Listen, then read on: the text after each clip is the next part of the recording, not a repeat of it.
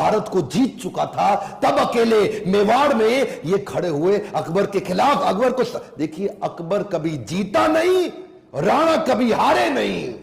कौन थे महाराणा प्रताप? जब हल्दी घाटी का युद्ध हुआ था, 80,000 की सेना थी अकबर की, 15,000 की सेना थी महाराणा प्रताप की। ध्यान दीजिएगा, वो 80,000, ये 15,000। राणा बोलते थे एक आदमी 5 को खत्म करेगा। ध्यान दीजिए, अकबर की सेना में दम था। कम ऑन, अकबर की सेना में दम था, राणा के सीने में दम था। राणा कभी हारे नहीं, अकबर कभी जीता नहीं। शुरू से शुरू करते हैं। 9 मई 1540 को इनका जन्म हुआ कुंभलगढ़ में। महाराणा उदय सिंह और माता जयवंती बाई। माता जयवंती बाई इनकी न केवल मां थी, बल्कि इनकी पहली गुरु भी थी। बचपन से इनमें लीडरशिप क्वालिटी इतनी ज्यादा थी कि खेल खेल में ये बच्चों के लीडर बन जाते थे, उनकी टीम बना देते थे, उनके रोल, उनके गोल डिसाइड कर देते थे।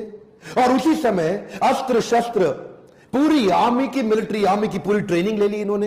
परिवार में कई लोग थे। सिसोदिया वंश में बप्पा रावल, राणा हमीर, राणा सांगा, राणा प्रताप, लेकिन महाराणा केवल राणा प्रताप को बोला गया। देखिए, महाराणा उदय सिंह की दूसरी पत्नियां भी थी। उनमें से एक थी महारानी धीरबाई, जो चाहती थी कि उनका पुत्र जगमाल राजा बन जाए मेवाड़ का, और बाकी पत्नियां चाहती थी कि उनके बच्चे राजा बन जाए। यह था परिवार में टूट फूट। अकबर बहुत तेज था, वो जानता था कि बड़ा आसान तरीका है, इन्हीं राजपूतों को आपस में लड़वा दो, कुछ को अपने साथ ले लो, बाकी को खत्म करना आसान हो जाएगा। वही हुआ, राजपूतों में आपस में लड़ाई हो गई। जब जब घर टूटेगा तब तब पड़ोसी आके लूटेगा। यही हुआ, हर बार ऐसा होता आया है। ये पहली बार तो हुआ नहीं है। 326 बीसी के अंदर जब सिकंदर भारत आया था, तो महाराजा आम्बी ने पोरस को धोखा देके उनसे संधि कर ली, पोरस हार गए।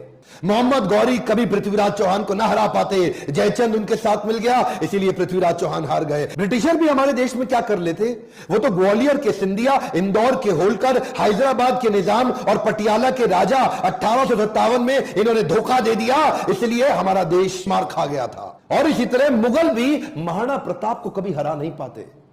वो तो जब परिवार टूटेगा तब तब पड़ोसी आके लूटेगा।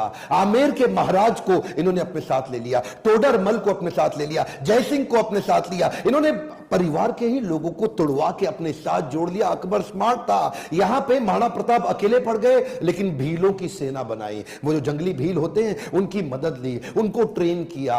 ये हारे नहीं कभी महाराणा प्रताप। वो आते थे, इनको पर अटैक करते थे। थोड़े दिन के लिए महाराणा प्रताप इधर उधर निकल करके फिर दोबारा नई सेना बना के फिर खड़े हो जाते। देखिए, ना तो ये महाराणा प्रताप को मार पाए, ना ही उसको पकड़ पाए। महाराणा प्रताप हर बार बाउंस बैक करते थे। महाराणा प्रताप शरीर से इतने ताकतवर, 7.5 फुट की उनकी हाइट, 70 किलो का उनका कवच, 10-10 किलो के जूते, 10-10 किलो की तलवार, 80 किलो का भाला। बहलोल खान को कैसे काट डाला। कौन था बहलोल खान? ये थे अकबर का सबसे बड़ा सेनापति, जो हल्दी घाटी के युद्ध में आया था।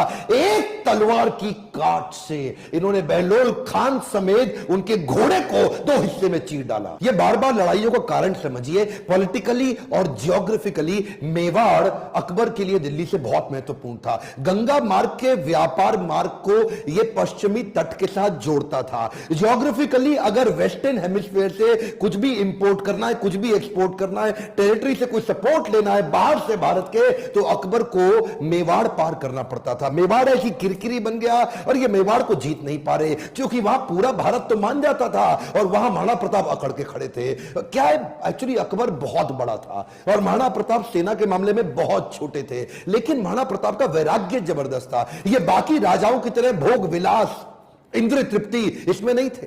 ये बोले कि मैं अपनी सेना के बीच में रहूंगा। ये भीलों के बीच में जाके रहने लगे, जंगल में रहते थे। उबली सब्जी, कच्चा खाना खाना, जमीन पे सोना, पत्तल पे खाना, कोई बिस्तरा ना होना, सर पे छाता नहीं, पैरों में जूता नहीं, आम जीवन जीना उनके साथ। और तभी भील, जितने भील लोग वहां के हुआ करते थे, जंगली आदिवासी, वो उनके साथ जुड़ गए। वो तन मन धन से जुड़ गए। वो कहते थे अगर आप कहीं अभी गर्दन कटवा देंगे। अकबर इसीलिए घबराता था। अकबर ने कई बार कई लोगों को भेजा। इन्होंने टोडरमल को भेजा, इन्होंने राजा मान सिंह को भेजा, इन्होंने और हिंदू राजाओं को भेजा कि तुम जाके इनको समझाओ। जलाल खान, कोरची, भगवान दास सब आए। एक्चुअली 8 बार प्रपोजल लेके आए। एक प्रपोजल तो महाराणा प्रताप को क्या दिया कि आधा हिंदुस्तान तुम्हारे नाम कर देंगे, बस मेवाड़ हमारे लिए छोड़ दो, हमारा आधिपत्य स्वीकार कर लो। महाराणा प्रताप क्या जवाब देते? वो तो महाराणा प्रताप है। मारो मेवाड़ी सरदार, मेवाड़ी से